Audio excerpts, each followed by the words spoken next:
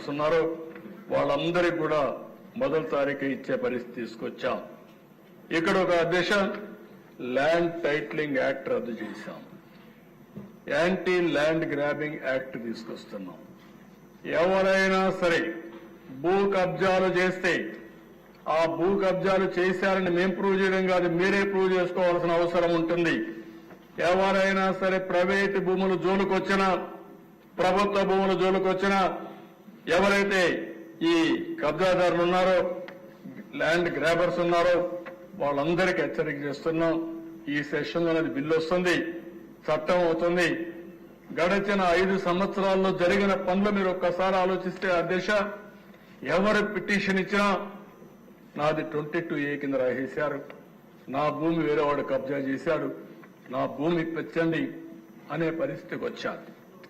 ఒక far skin తయారు చేశారు, డ్రోన్ సర్వే అన్నారు, బౌండరీసే మార్చేశారు.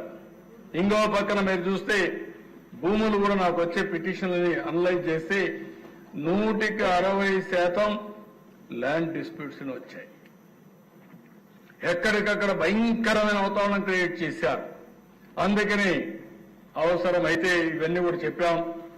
ఏవైతే గ్రామాల్లో రెవెన్యూ సదస్సులు పెడతాం, సమస్యలు పెట్టి ప్రక్షాళన చేస్తాం, రీసర్వేలు చేస్తాం, ఎన్ని చర్యలు చేయాలనో తప్పు చేసిన వాళ్ళపైన యాక్షన్ తీసుకుంటాం. తప్పులు సరిచేసే బాధ్యత ఈ ప్రభుత్వం తీసుకుని తొందరలోనే ఈ సమస్యకి పరిష్కార మార్గం చూపిస్తామని మరొకసారి ప్రజలందరికీ హామీ ఇస్తున్నారు. అదే మరిగా దిశ మద్యం దోపిడీ ఇప్పుడు కూడా అర్థం కాని విషయం. హోల్సేల్, రీటైల్, మ్యానుఫ్యాక్చరింగ్ అన్ని కూడా అస్తవ్యస్తం చేశారు. ఈ రోజు ఈ ప్రభుత్వం వచ్చిన తర్వాత ఒక ట్రాన్స్పరెంట్ మెథడ్ తీసుకొచ్చాం. ఒకప్పుడు దేశంలో ఉండే బ్రాండ్లు కానీ పక్క దేశాల్లో ఉండే బ్రాండ్లు ఈ రాష్ట్రంలో ఉండేటివి కాదు, ఓన్ బ్రాండ్లు పెట్టారు. బూమ్ బూమ్ అని చాలాసార్లు ఇక్కడ కూడా మాట్లాడారు. అలాంటి బ్రాండ్స్ అన్ని వచ్చాయి. ఈరోజు ఆ బ్రాండ్లన్నీ పోయి స్టాండర్డ్ బ్రాండ్స్ వచ్చాయి. ఈరోజు ఎవరైనా సరే నా బ్రాండ్ లేదనో లేకుంటే ఎవరైనా మ్యానిపులేట్ చేస్తున్నారని చెప్పే అవకాశం లేకుండా చేశాం.